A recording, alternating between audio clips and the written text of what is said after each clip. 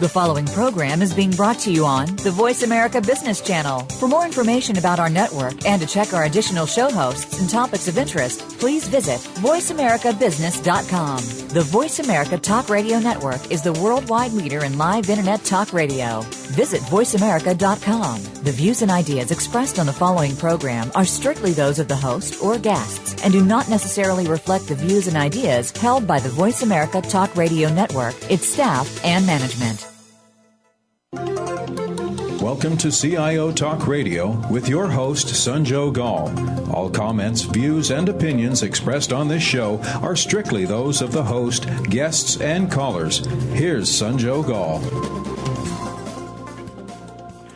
Good morning and welcome to CIO Talk Radio. To learn more about the show, please visit www.ciotalkradio.com. Today's topic is IT governance also offers business survival. Our guests for today's show are Emil Angelo, who's the international president for ISACA, and he's also the senior vice president at the Bank of Tokyo Mitsubishi. Good morning, Emil. Morning, Sanjay. How are you? Very good, sir. How's life treating you? Pretty good. I just had a grandson. Congratulations. Good time. Good Thanksgiving. Very good, very good. We also have Dr. Melody Mabry Stewart, who's the New York State Chief Information Officer and also the Director of the Office for Technology. Good morning, Melody. Good morning, Sanjog. How are you? And happy Thanksgiving holidays to you. Same to you and to everybody else. And how's life in New York? Well, New York is always busy. As you know, most states, and certainly New York is no exception, we're still faced with the weakening economy, but budget deficits. And as a matter of fact, talking about technology certainly is a key component to helping cure that. Beautiful, and we wish you all the best there. Now, we also have Hardik Bhatt, who's the CIO and the Commissioner for Innovation and Technology for City of Chicago. Good morning, Hardik. Morning, Sanjog. How are you? Very good. You're in my home city. How's the weather in Chicago? I think it can be different every 22 miles. It could be better. You know, it was much better a couple days ago. It could be much better. Yeah, but, beautiful. For a birthday weather, I could take this. Oh, is that right? Is your birthday today? It is. Oh, my God. See, we got so many good news. So it's, this is awesome. And we also have Gene Ross, who's the Director and Principal Research Scientist with Center of Information Systems Research with MIT. Hello, Gene. How are you doing? I'm fine. How are you, Sanjay? Very good, very good. I've got such a great panel. So how's life treating you, Gene, there? Excellent. Very nice. So coming to the interesting question that we have, or set of questions around IT governance. And I will start with the challenge that's out there, and it's not just figment of my imagination. Many people, whether they are part of IT or outside of IT, they also consider IT governance as a fad or sometimes an overkill. So if perceptions have developed, what could be the reason? Let's start with you, Emil. Well, Sanjay, but that's a good question. Actually, I'm not so sure if it is a fad or overkill. I certainly don't see that. But what I do see, which maybe might contribute to that, is I guess what I'll call a kind of focus on controls and over the IT world that are, converging from whether it's SOX, Sarbanes-Oxley type issues or general controls over IT, and then the topic of governance. And so you have a lot of, and of course the whole compliance initiatives that are out there today. So you're probably seeing a level of, fatigue when it comes to controls over IT. And maybe that's what is contributing to this use of the term overkill. But I do see IT governance as a concept that helps pull together all of those kinds of issues and helps give you a framework to address those kinds of issues. Now, Melody, what do you see in the world out there? What's your thought about that? Yeah, I think very similar to Emil. I think that in terms of whether it's a fad, I do not think it is a fad. I think the overkill emphasis might be that there's always this struggle to demonstrate the value of technology investments, and particularly to those that perhaps may not be as keen or as enlightened into the true value of using technology. if you continue to look at technology as just a cost and not an investment versus being able to demonstrate how it is actually helping organizations be more efficient or even improve their performance, you're always having to defend the investment in technology. In terms of governance, it's extremely important to just get the work done. As a Chief Information Officer, you need to ensure that you have engaged all of the right stakeholders and the decision makers. As you certainly as a CIO, you want to make prudent and strategic investments, but in order for that to occur, there have to be those that feel they're going to receive a fair return on that investment. So I always think we struggle with demonstrating the true value, and a lot of times that's difficult for the IT professional that may be stooped in the technical aspects versus the business impact aspects. So I don't think it's a fad. I think governance is a necessary component, and I think that in order to be an effective IT leader, you have to ensure that you have the right governance structure in place and the right controls in place that hold you accountable. Hadik, why do you see this is happening, and do you think you would see that people are, in this day and age of instant gratification, looking for that instant gratification, and this looks like more a cost always? No, I think, it's a pendulum effect. If you go back 10 years, in the late 90s, during the dot-com boom, every IT project was basically done, was approved without any questions asked because, people thought that IT brings a lot of efficiency, a lot of values, and a lot of everything else. But after the dot-com bust, people became much aware of fat IT projects, ailing IT projects, and basically that's when they started introducing governance to it. And as we started moving more and more, getting more and more governance into managing a project, it started becoming a bottleneck in applying IT to improve efficiency. But I think those organizations that understand and know how to keep balance between governance and IT freedom, because certain projects, you have to get them going very quickly because time to market is important. At the same time, for large projects, big projects, governance is absolutely important because you don't want to spend millions of dollars and find out that it's not what you wanted. So I think those organizations that understand the balance between these two have been very successful in making sure that you get the instant gratification. At the same time, you're not hurting the bottom line of your company. So, Gene, based on Hardik and everybody else's, Emil's and Melody's response, do you see, because you've done some research on this, is it at our discretion to be risk averse? Yes, I think that IT people in general are going to be risk averse, and they're going to take the responsibility for protecting the organization from any IT-related risks. And in many cases, that's the role that the rest of the organization wants IT to play. As I look at your concern about governance being overkill, I think it's because we include so much in the definition. It seems to me that often when things are going wrong, people say this is a governance problem. Regardless of what the problem is, they say it's a governance problem. And I think if we look at governance as a decision-making framework, that the whole point of governance is to clarify who makes what decisions and how they're held accountable for it, we can stop looking at this as some kind of burden and look at it as good leadership, that we clarify who's going to make what decisions, how they'll make them, and give people a kind of certainty in the organization as to how IT operates. Now, with respect to this 800-pound gorilla, Melody, I'll come back to you, is, as Gene said, that sometimes we attribute everything to IT governance. The weather is not good, it's IT governance. So is that what is causing people to really push back on this term altogether? Is there something which is wrong in the definition or in the implementation aspect, which always looks so tedious, such a monumental drudgery, if you will? Well, I think it's a really interesting aspect that she says everyone wants to run to the governance piece because that sort of gets back to that comfort zone. The whole paradox here is that the mere fact that you're using technology is you want to be able to be very agile. I think that one mentioned speed to market.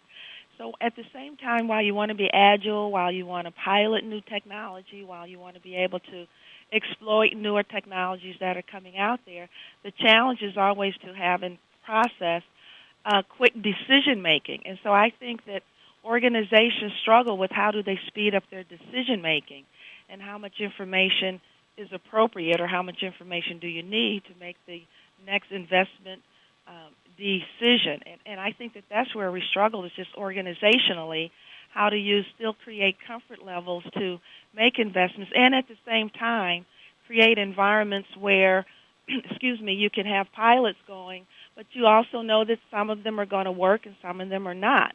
And so from an innovation perspective, it's to your advantage to have as many pilots going as you can.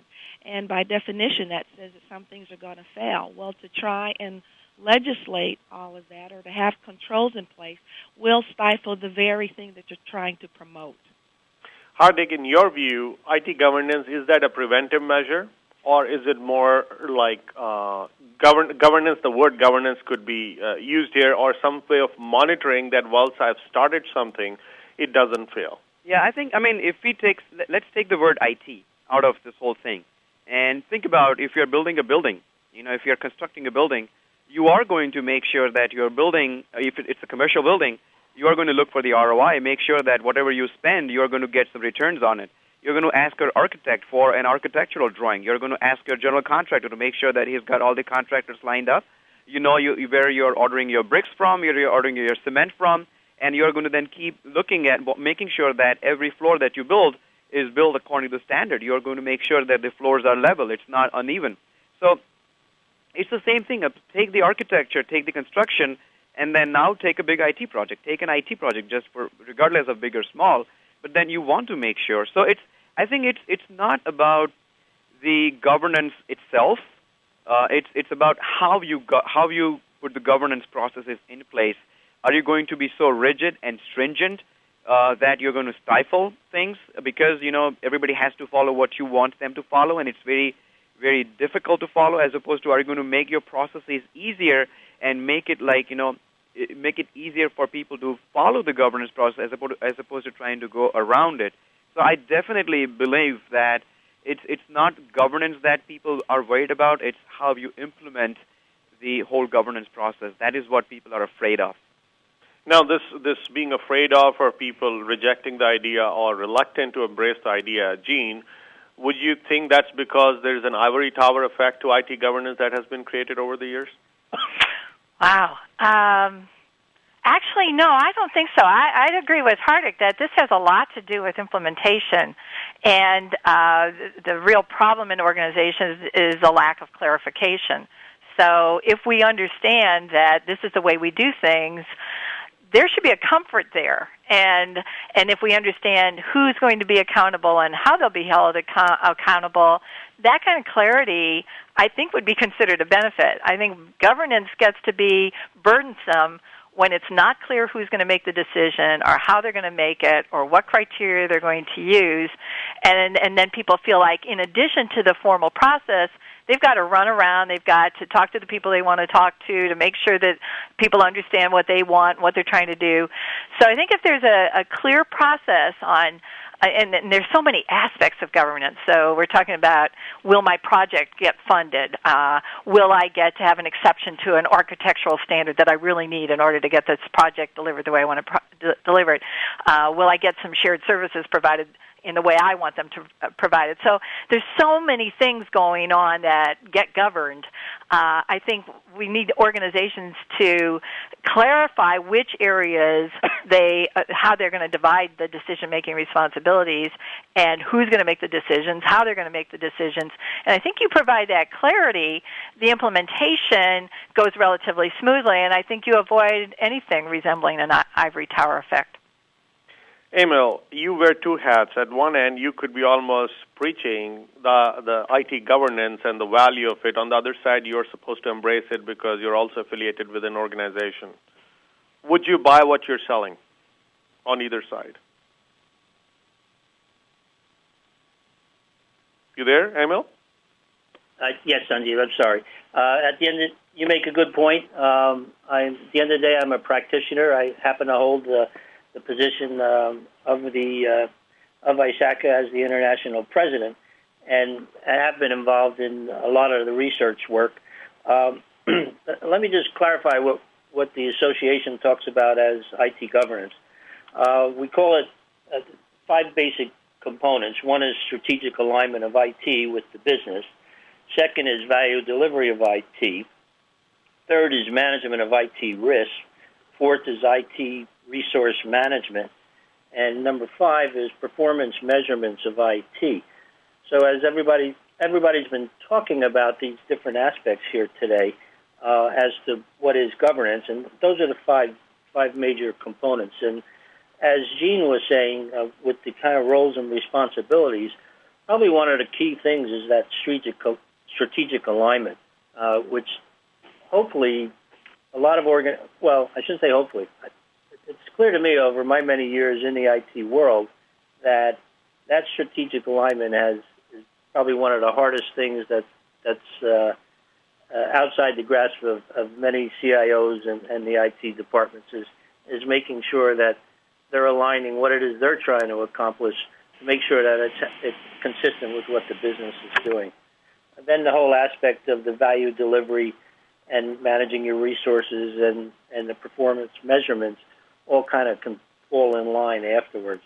The other one, the IT management of IT risk, that's probably the area that gets a lot of the tedious implementation, the aspects of the ensuring that you have security and disaster recovery capabilities and things of that nature. So there's, as has been stated, there's a lot that goes into it.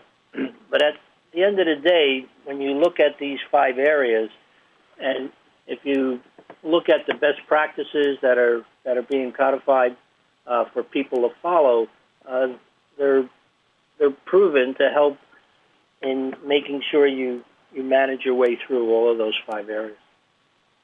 Let's take a quick break, listeners. We'll be right back after these messages, and let's look at specific areas where IT management is most impacted if IT governance does get introduced in those areas. And if we look at those areas, where do you think we should skip for the time being, at least allow people to do their job and not overburden them with IT governance? So we'll explore this when we come back. Please stay tuned.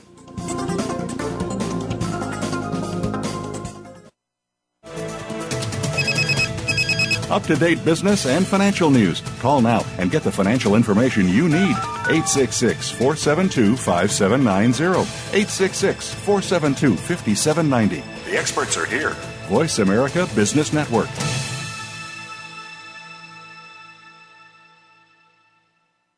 Stop wasting time. Get what you want. Live your dream life. The Dream Big Revolution. Imagine having more freedom, better health, more money, happiness. Could your business be more successful? Unless you're living the life you want, you're wasting precious time. Your life is too valuable to waste. Let Leanne Hilgers help you find health, wealth, and happiness. Listen in and live your dream life. Join the Dream Big Revolution. Tune in every Tuesday at noon Eastern Time, 9 a.m. Pacific Time on the 7th Wave Network.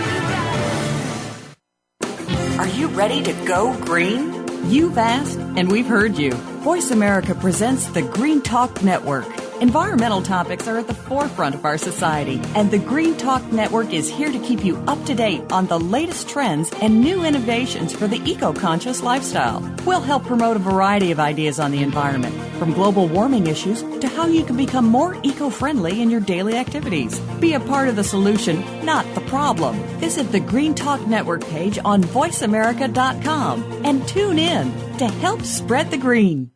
Are you ready to grow your business? Listen for the Independent Business Owner Show with your coach, Rick Corrado. This entertaining talk radio program will bring you the tools to help increase your business. You'll learn sales success, time management, lead generation, business development, life balance, and much more. Rick Corrado is here to help you take your business to the next level. Listen for the Independent Business Owner Show, heard live every Monday morning at 11 a.m. Eastern Time, 8 a.m. Pacific on the Voice America Business Network. When it comes to business, you'll find the experts here. Voice America Business Network. You are listening to CIO Talk Radio. To learn more about the show, please visit www.ciotalkradio.com. If you have a question or comment, call toll-free 1-866 472-5790. Now back to the show. Here's Sanjog Gall. Welcome back. So, Hardik, let's start with you. We see that IT governance, of course, can promise a lot of things to a lot of people, but then where do you think, which areas of IT management it promises the most? Sure. And, there could be a place where you can look at just the information technology enablement. You can look at the information enablement or, of course, the other ancillary areas that we work with. Right. So, the way our governance board is structured, we have a governance board which is made up of the mayor's office, the budget office, and my office, that is the technology. So if you want to compare that to the corporate world, it's basically the CEO, CFO, and the CIO working together to look at various IT initiatives. And in our case, governance helps the most is in the cross-department collaboration. So, as you can look at, city government is a conglomerate of multiple businesses. All of them have nothing to do with one another except for serving the citizen. So the police has nothing to do with garbage pickup. Garbage pickup man does not have to do anything with libraries. Libraries have nothing to do with. So we've got multiple businesses that we are in, and then all of these businesses have some technologies that cut across your business line and some of the technologies that are very specific to your business.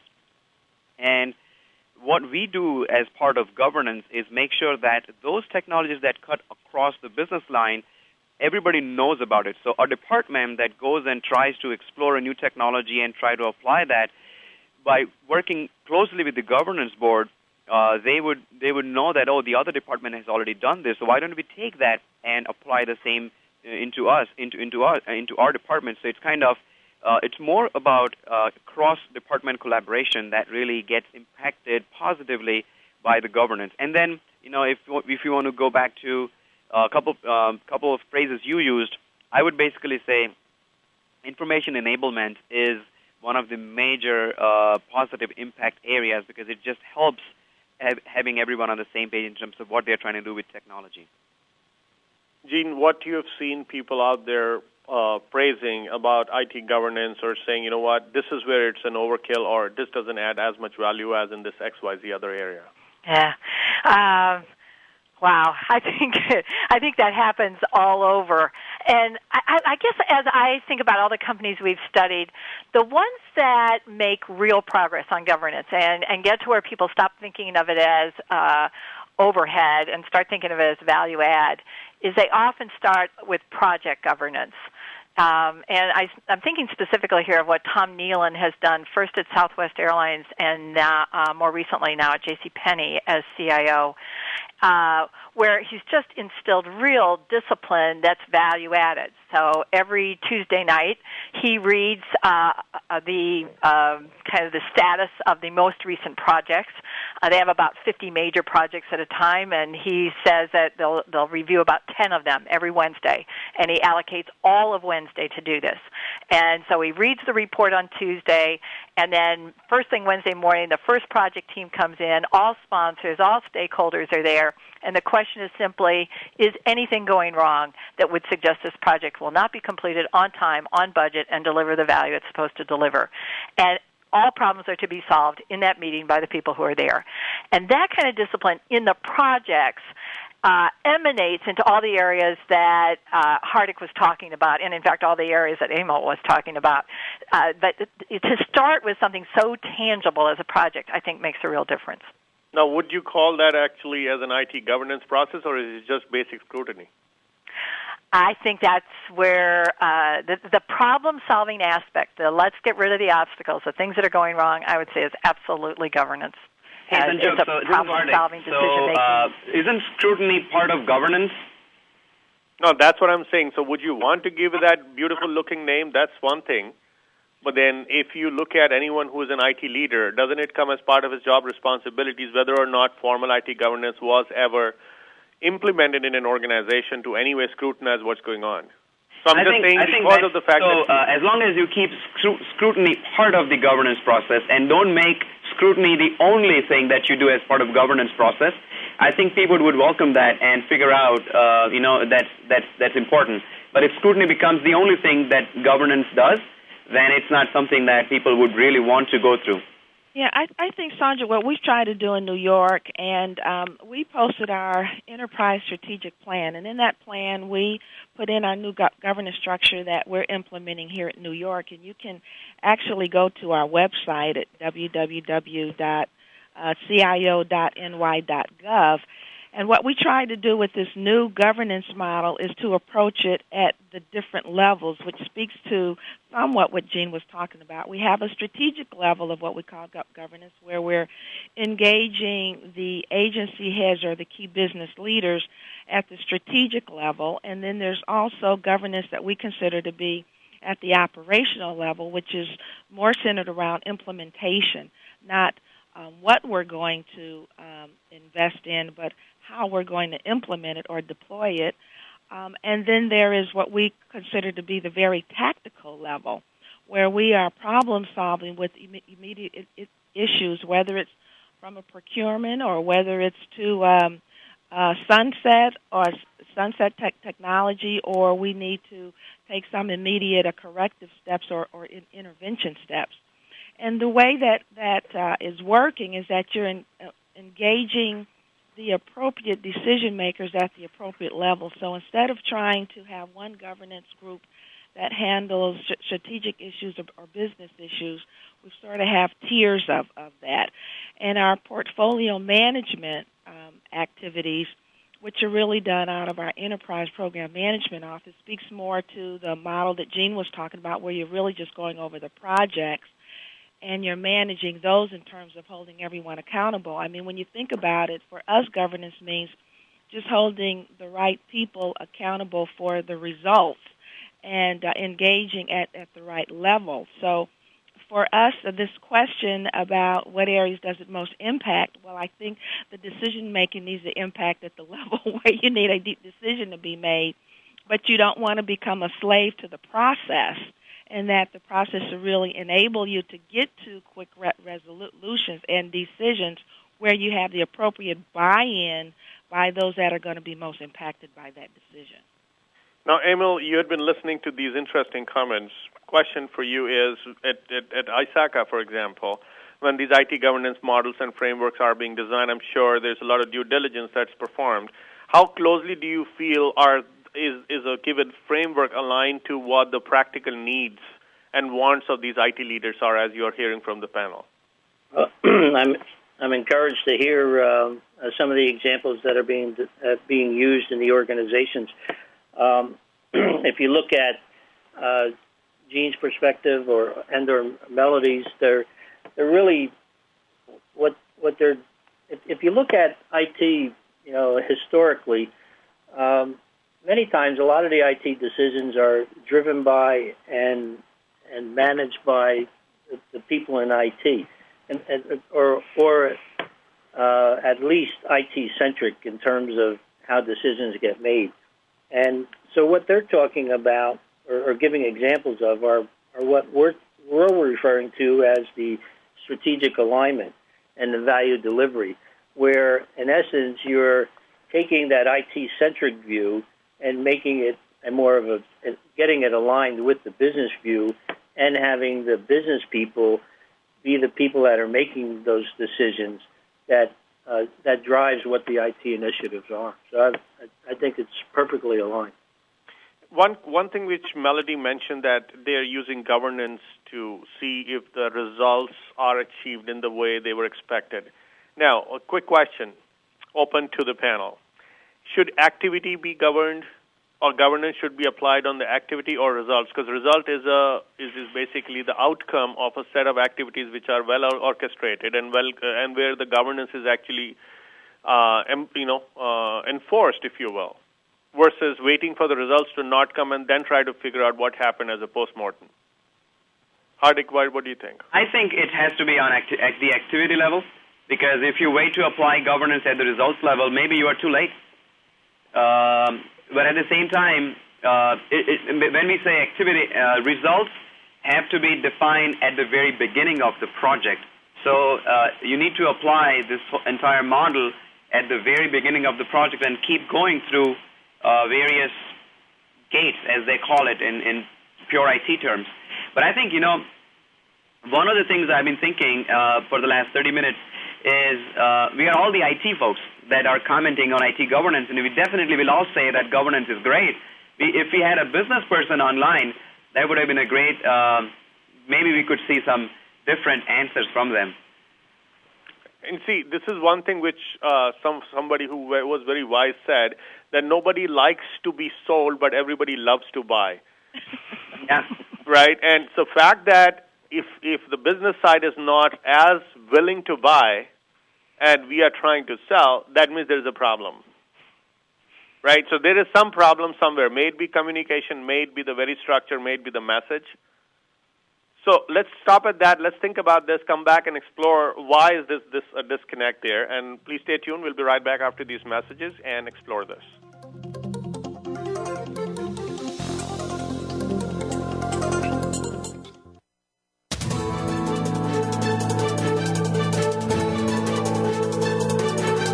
Whether the market's up or down, or if you're looking to improve your portfolio, our experts are ready to talk to you.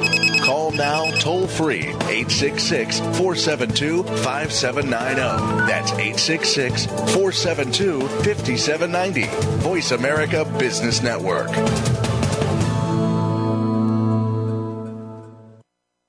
Dialogue is the single most powerful leadership tool we have to make a difference in the world. Leading Conversations with host Cheryl Esposito creates a place for that dialogue. Tune into the Voice America Business Channel every Friday as Cheryl hosts new conversations among leaders from around the world in business, government, art, economics, and social change. We'll explore big ideas and everyday actions and learn how their own leadership has led them to discover a newfound sense of possibility in the world. Leading Conversations with Cheryl Esposito, bringing big thinkers together in conversations that make a difference, right here on the Voice America Business Channel every Friday morning at 10 a.m. Pacific Standard Time. Never be satisfied. Let that be a lesson you take away from Double Time with Double D, featuring businessman and former NFL star Dave Duerson. We'll talk about the NFL with special focuses on the game itself, and Double D will take your calls and answer your emails live on the show. It's not Football 101, but rather an in-depth look in the locker room, on the field, away from the field, and opening up the mind of the player. The program will also feature positive messages, so tune in to Double Time with Double D, Thursdays at 3 p.m. Eastern, noon Pacific, on the Voice America Sports Channel. Do you need directions to solid financial future? If so, the Money Answer Show with Jordan Goodman will provide you with a roadmap to making smart money decisions in every area of your personal finances. Join Jordan every Monday at 12 p.m. Pacific Standard Time, 3 p.m. Eastern for the Money Answer Show on the Voice America Business Channel. Learn how and where to get the best deals on mortgages, cars, and insurance. Find out the best ways to save for college and retirement, get out of debt, improve your credit rating, and save on your taxes. The Money Answer Show with Jordan Goodman will provide you with great tips on investment opportunities in real estate, stocks, annuities, and other investment vehicles. That's the Money Answer Show with Jordan Goodman on the Voice America Business Channel every Monday at 12 p.m. Pacific Standard Time. From the boardroom to you, Voice America Business Network. You are listening to CIO Talk Radio. To learn more about the show, please visit www.ciotalkradio.com. If you have a question or comment, call toll-free 1-866-472-5790. Now back to the show. Here's Sanjog Gall. Welcome back. So, Gene, we'll start with you. As I mentioned, that people don't like to be sold, but they love to buy, and most people who are actually buying are the business side of people. What would you think a business side person would say about IT governance while the IT guys are busy selling? Well, I think that initially many non-IT people would like to believe they don't have to worry about IT because they're not very comfortable with it. And I think for the business people to get involved in IT governance at in a really productive way, the CIO almost always has to take the lead. So what we see the great CIOs doing, and I'm thinking of CIOs at a place like UPS or Credit Suisse, is they make it very, very clear what decision they need senior executives to make, why they need them to make it, and what their real alternatives are. And I think this has been a very hard thing for IT people to do because they see a problem, they see a solution, And there's a tendency to use governance to kind of rubber stamp it. Okay, I'm telling you what we ought to do. Now tell everybody they have to do it. And so I think that the business people are getting involved, but feeling like it's unimportant because the decision was made and it doesn't matter what they say. So when the CIO goes in and says, okay, here are the real risk implications of this, and you can take more risk and spend less money if you want to do that, or you can take less risk, but you'll have to spend more money and you'll constrain people and they'll be unhappy. But this is your choice, and both choices could be good and both choices have their downside. Then I think business people are more willing to actively engage and to accept some accountability for those decisions. When they don't really understand what they're doing, but they're expected to make decisions, it's very, very uncomfortable. Emil, in your life as a practitioner, what kind of music do you face when you go sell IT governance to your business folks? Well, to be honest with you, the thing that kind of baffles me is, if we were in the 70s or 80s and people said they didn't know anything about IT, it was understandable. But to be in 2009 not a lot has changed in terms of the majority of business folks and their lack of understanding of IT, what it can do for you, what it can't do for you, and the costs associated with it. I think Gene's right in that getting them to understand what the issues are, what the costs associated with those decisions that they have to make, is really the bottom line of what they have to understand and be accountable for just as much as the guy who's got to deliver it. Now, do we not tell or play the music, the type of music they like? That means give them the message which they are able to understand versus giving them Greek and Latin. Well, we must not be, because the average life of a CIO is kind of like a baseball manager. It's not very long. I think of this continued problem of not meeting their expectations. But I think once you can get them in a room to understand what those what the issues are, what the costs are, and having them be the ones that accountable for helping to make those decisions, that certainly goes a long way to helping aligning those, where the IT investments are going. Can I cut in here, Sanjay? Because I liked Emil's analogy of average CIO's life is like the baseball manager. The only point I would like to differ there is if you are a Cubs manager, I think that's not the average life of CIOs, because you don't never get results, but you still keep the job for at least 4 to 5 years. Yep. Yeah. So Melody, you were saying something? Yeah, there was a study done with the National Association of State CIOs, which of course is the community that I belong to in terms of this 50 state CIOs. You're fading out, Melody, a little. 58. I belong to an organization called the National Association of State CIOs, which is comprised of the 50 state CIOs. And there was a study that they had done a couple of years ago where the average longevity of the state CIO was about 18 months. Well, it seems to be going up a bit. And, of course, some of that was probably just because of changeover in administrations. But I also think it's also related in a large part to this whole governance piece and what the role should be when you're looking at different stakeholders, not just in the private sector, which would be your business heads or executives, but this additional dynamic are really the legislative group and the citizens in terms of taxpayers that you're accountable to. And I do think that some of that longevity was related to the investments and just a lack of knowledge of what should be the appropriate role of a CIO from a strategic perspective versus just running a data center. So I think part of that is also wrapped up in not having a clear understanding of what the chief information officer or the chief technology officer should be, because if you think about it, it is still a new role in some organizations, and is still not clearly understood what that position should be about. Now, we should also be looking at what are we trying to get out of IT investments. So if we always keep looking at squeezing the penny and say IT governance helps us there, the incremental value that you can demonstrate would be relatively little. But if you could show that I could bring about some great improvements and that would in turn bring some more money in the bank, not just through savings, but actually through some new revenue opportunities, then suddenly people start looking at any tool that you use, which could be one of those, could be IT governance, totally differently. So now people are willing to buy versus being sold. How much of that truly is practical with respect to IT governance? How do you think IT governance could even contribute towards top-line growth? Jean, let's start with you. Well, I think it's definitely possible for IT governance to contribute, but realistically, there has to be clarity and alignment between business and IT.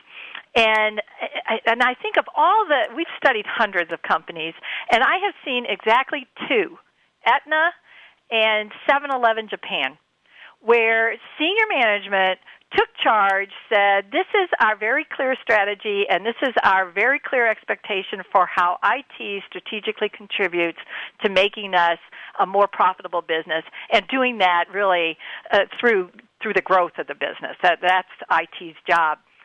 In every other organization we've studied, either a very strong CIO helped get the senior management team on that page, or it didn't happen. And I think a lot of CIOs are reluctant to do that. They are focused on risk management. They're focused on cost-cutting, and they don't get there. Now, they do have to do that risk management and cost-cutting to gain the credibility to be granted the leadership for the value-adding and the revenue-contributing aspects. But I do think that this is beyond governance here. This is a CIO taking the lead and saying, I'm going to help guide the decision-making and the activities, in other words, the governance, by being the leader in setting direction and providing some clear thinking around what the role of IT could be. And I agree with that, because I think that it's really making that transition to be a strategic partner at the table and in the room when those critical decisions are being made, that you're viewed as adding value in that decision-making process, which is not a technology discussion. Yeah, that is true. And, of course, we already see that Greek and Latin doesn't kind of flow that smoothly across to a business side. So that definitely is very true. Now, ML, do you see in your area when you go about and try to, and especially I think you have an opportunity also as you're involved in a financial institution, to be able to show that, okay, if I change this portion of technology, then it's going to bring about some good incremental top-line growth. Yeah, and I think it's really, I just want to comment on what Jean and Melody are saying, which is to say that many CIOs, a large part of what they do is focused on the operational aspect, making sure cost reduction or focused on keeping the costs down and ensuring the infrastructure is available to continue to provide the services of the IT organization. But the part that Jean and Melody were talking about, that is where you go with the growth area, is, again, being at the table and understanding what it is the business is trying to do, what their strategy is, and how they want to grow, and then looking at what are the opportunities within, from an IT perspective, to help them attain their objectives. And so here in our organization, as an example, the customer relationship management systems are the things that we're initiating and working with the business on, because that's what they need in order to help them grow, as opposed to focusing on making sure we have the best virus protection or the best fastest network to allow for quicker communication. So it's being at the table, as they've already mentioned, and that's getting back to this whole strategic alignment of what is the business looking to do, how do they want to get there, and if you then have the CIO or the right IT people participating in that process, they can help the business to achieve those things. Now, Hardik, in your view, what have you seen? Have you been able to go and talk to the mayor and say, you know what, here is a tool, and this is the IT governance process I'm going to use, and these are the X number of $1 million that we will bring as a result? Right, and it's basically works a little bit differently in our organization. It's basically the way we make it work is we align our objectives with the city's business objectives. So, for example, last 2 years have been very, very difficult years. So we focus on cost-cutting and revenue generation projects, and we have 4 major objectives: revenue generation, cost savings, efficiency improvement, and citizen benefits. And then every year when we sit down as the IT governance board at the beginning of the year, we prioritize these 4 objectives in an order of priority, and then look at the projects that basically fall into these and prioritize the project that way.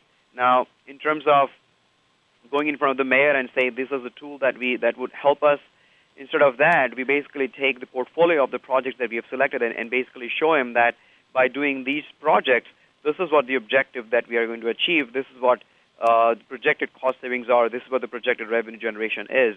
And I totally agree with all the previous discussions on this topic, is that I have to be at the business table, talking the business language, and contributing into the overall bottom line of the city government, as opposed to just, fixing emails or fixing PCs or keeping the network up and running.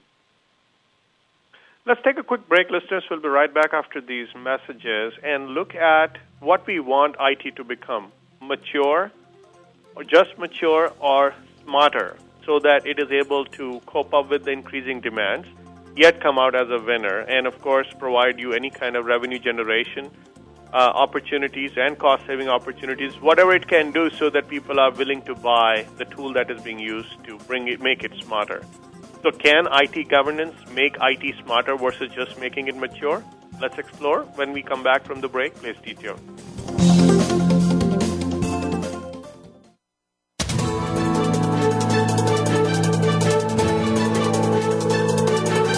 Whether the market's up or down, or if you're looking to improve your portfolio, our experts are ready to talk to you.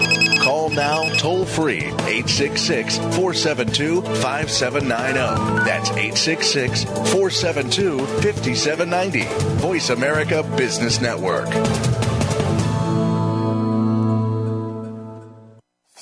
Listen for The American Advisor with Joe Battaglia twice every week. This is a live call-in talk show where Joe discusses the economic and political events that affect your investments. Joe's macro market calls have helped thousands of investors pave their way to a more secure financial future. As a bonus, everyone who calls into the program will receive a 1964 silver Kennedy half-dollar coin that's been graded uncirculated. The American Advisor is heard every Monday at 2 p.m. Pacific, 5 p.m. Eastern on the Voice America Variety Channel, and every Friday at 2 p.m. Pacific, 5 p.m. Eastern on the Voice America Business Channel. The latest business information is made simple with the Voice America Business Network. The professionals in the business world bring you live talk radio shows featuring an array of business topics, strategies for building wealth, sales and marketing, stock trading, investing, and business technology. Voice America Business hosts are professionals in their fields and bring to the airwaves weekly business discussions that offer up-to-date information, advice, and education. The Voice America Business Network. The bottom line in business talk. Self-leadership is more important than corporate leadership.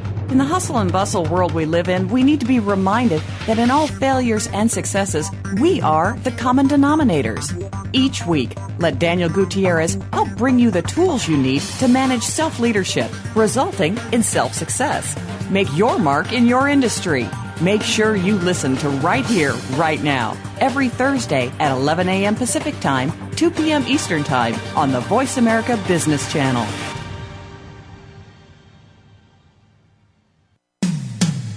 When it comes to business, you'll find the experts here. Voice America Business Network. You are listening to CIO Talk Radio. To learn more about the show, please visit www.ciotalkradio.com. If you have a question or comment, call toll-free 1-866-472-5790. Now back to the show. Here's Sanjog Gall. Welcome back. So let's see what we want IT to become and what are the directives from business. So Melody, let's start with you. What would your folks say on the business side? That do you want them to be predictable, mature, everything being done as they are told, or become smarter and step up to the plate, take initiatives? So, and in order for that to happen, how IT governance could have helped? Well, I think that there certainly is that fine balance that has to be achieved. What we want is for our IT workforce to be smarter. We want them to apply smarter applications. Now, what does that mean in terms of being smarter? Well, it can take on different pieces. I think it's been mentioned earlier that we want to be faster at delivering newer technology so that the organizations can realize the benefits of it. So whether it was an application to generate more revenue or to reduce expenses, either one, you don't want it to drag out into these multi-year projects because you want to realize the return on that investment as soon as possible. So for us to have a governance structure that is so limiting and so restraining and so restrictive, it would work in opposite directions. So we need to continue to challenge ourselves to have decision-making that allows for faster decision-making, but at the same time where you're not compromising on the due diligence that has to occur before you make a procurement decision. So I like the analogy that was used earlier. I think Emil mentioned it about building the house. There are certain questions that you want to already have decided up front so that you know what the house is supposed to look like when it's done. However, you know that in getting it done, the way it gets done may change from time to time, and that's where changes are going to occur. But you still want to have the broad parameters laid out of what is to be achieved, and I think that that's where the governance comes in, is to make sure that your lane that you're driving in is wide enough but not so restrictive that you don't have any ability to be flexible and to be able to move. Things change. For instance, for us, the economy changed. And when that happens, how do we quickly adjust to that and be able to step back and rationalize what projects must move forward based on their strategic impact and which ones must be deferred? So if you're so locked in that you aren't able to back up and sometimes take those intervention steps, I think that that's where the governance piece becomes more of a stumbling block, and you become a slave to it, and in a lot of cases immobile to act at all. Emil, I would like to ask you about your perception and definition of what IT should be as a mature IT versus a smarter IT. What is your approach to that? Well, one of the good things that the ISAC organization has been working on is looking at best practices across IT. We do it on a global basis because we are a global organization of close to 90,000 members in about 120 different countries. So we tap into those people, and our volunteers are really the people that work to put these things together. And so we have some information that's available to folks if they go to isac.org, where you can see information on what a maturity model is for IT governance, and then also get to see what some of the best practices are across those 5 different areas that I described earlier for IT governance. To me, that's what, when you say make IT smarter, you can look at those things and evaluate yourself and see where you are in those different disciplines, and hopefully make IT smarter when you see areas that you can improve on. Now, Hardik, your definition for IT being smart and IT something which supports innovation versus stifle it, wouldn't IT governance become a roadblock? No, I mean, if I could quickly go back to the SMART, the definition of SMART is making right decisions. Definition of SMART is making right choices. So I think right governance leads to repeatable processes and information enablement. That basically in turn allows reuse and reduced IT costs. So whether that makes IT smarter or not, but it definitely makes it easier, makes it like it kind of becomes, if governance becomes muscle memory for how IT gets done in an organization, it definitely allows IT projects to be implemented smartly. Now, define innovation same way. Innovation is invention and implementation. If implementation is not successful, invention does not come out and does not become an innovation.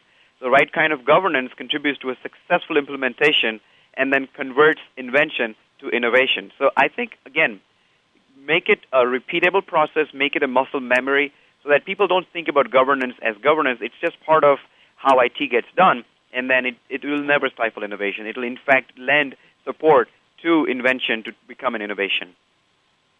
Gene, in your view, how close are these panel members who gave their own definitions about smart IT and also how innovation is stifled or not stifled using IT governance? How does it match up to the other organizations who are and are not successful using IT in the best possible manner? Well, I think the panelists have done a good job of summarizing it. I think Hardick's word repeatable is really key here.